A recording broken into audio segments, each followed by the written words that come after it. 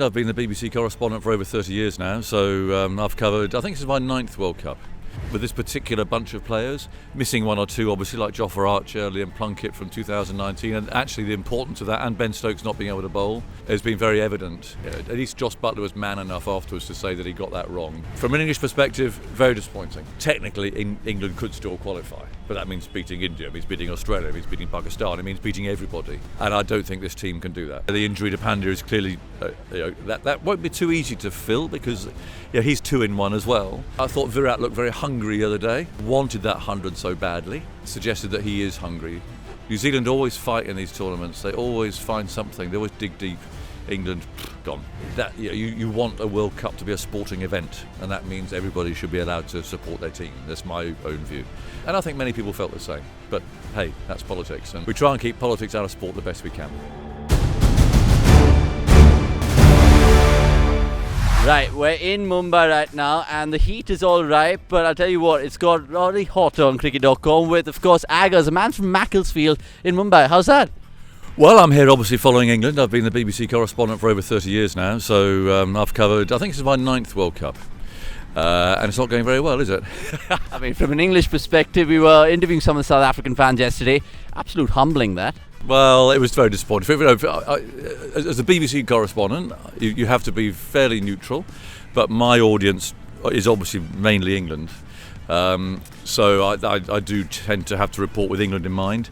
I thought it was a brilliant performance by South Africa, but I thought England were dreadful, it's a shame really, because they have been so successful with this particular bunch of players, missing one or two obviously, like Jofra Archer, Liam Plunkett from 2019, and actually the importance of that, and Ben Stokes not being able to bowl, has been very evident.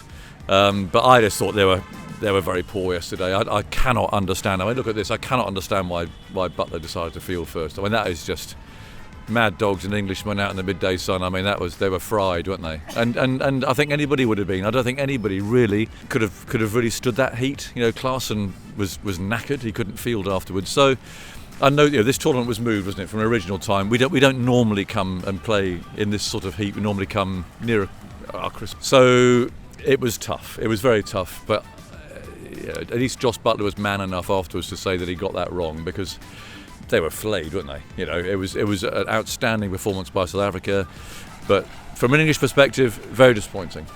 I mean, we were speaking to some of the fans, like I said, and they had no hope, but is there light at the end of the tunnel? Well, there's Sri Lanka coming up, and the way England are playing, they could lose to them. I mean, they've lost Reece Topley now, I see, with a broken finger. It's just not going well for them, and I think on these tournaments you do get on a bit of a roll. And if you're winning games, like India are doing, and New Zealand, obviously someone's going to lose this game, but once you get on a roll that way, that's a good thing. Once you get in a spiral the other way, it's very difficult to get out of it. It gets in your head, it gets in your mind. There's quite a lot of sitting around time on this tournament for everybody, hence me sitting here. And so it's time to brood a bit and not get a game out of your system. And so, I mean, technically England could still qualify, but that means beating India, it means beating Australia, it means beating Pakistan, it means beating everybody. And I don't think this team can do that. Yeah, they have Sri Lanka next in Bangalore. Let's see how that goes for the English. You mentioned India there, and of course you were covering the big game in Ahmedabad not too long ago. What are your impressions about India so far in this tournament, and do you think they can actually live up to that host tag to win the competition? Oh yeah, I mean, they're my favourites. They've got every base covered, haven't they? I mean, Pandya, the injury to Pandya is clearly, that won't be too easy to fill, because he's 2-in-1 as well. So that is not going to be straightforward, but they have got reserves. They've got our Ashwin, they've got Shami, they've got people who can come in and do it. So they do have all bases covered. They haven't really been challenged yet. So that's something that I would like to see, and when the pressure is on. But yeah, I was at that Ahmedabad game, over 100,000 people. I mean, it's a mad country, this, for cricket. It's a shame, again, speaking with a BBC hat on, that Pakistan supporters were not there. That you want a World Cup to be a sporting event, and that means everybody should be allowed to support their team. That's my own view. And I would love to have seen Ahmedabad full, and with 20,000 Pakistani supporters and Dil Dil Pakistan, and a proper sporting event. It was very impressive to have over 100,000 people there to watch, but it was lacking that that thing that makes it stand out as a sporting event for me.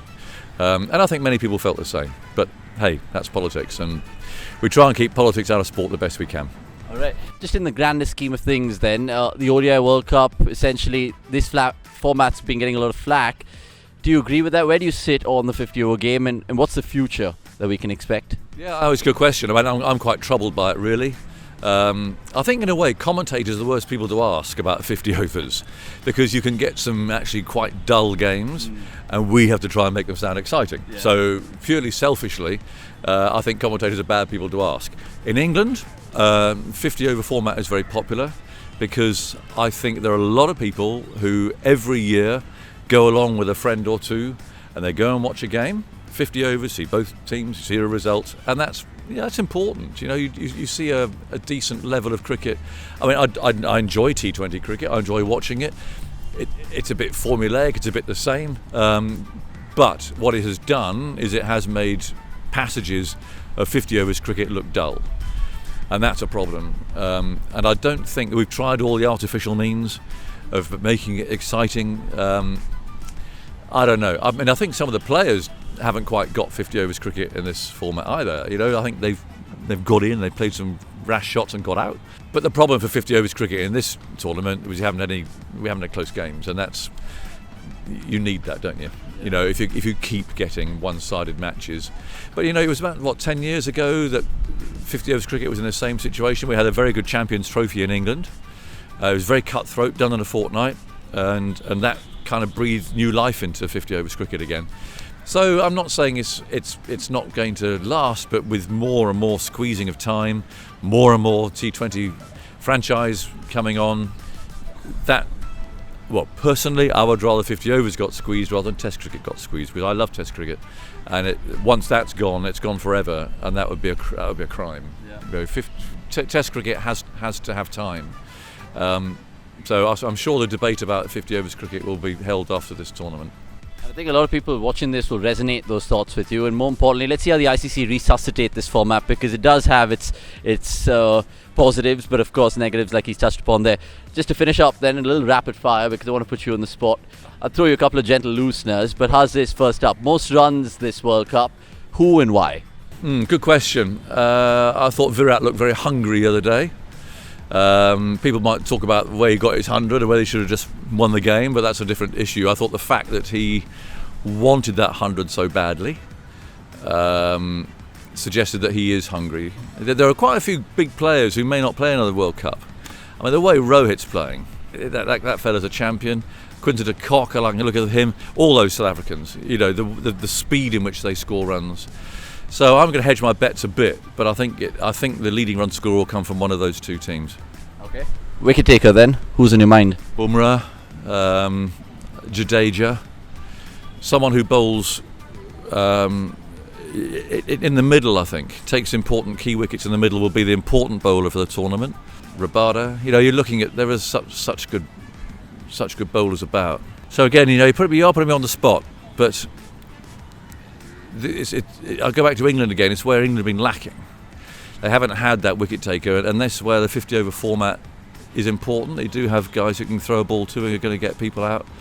So I'm hedging slightly, but again, I think I'm going heavily India and South Africa. I have to be honest, because I think they do have the bases covered. So again, I'm going to hedge my bets on those two teams. Okay, you mentioned those two teams. Finally, then, from me, as it stands halfway in the tournament.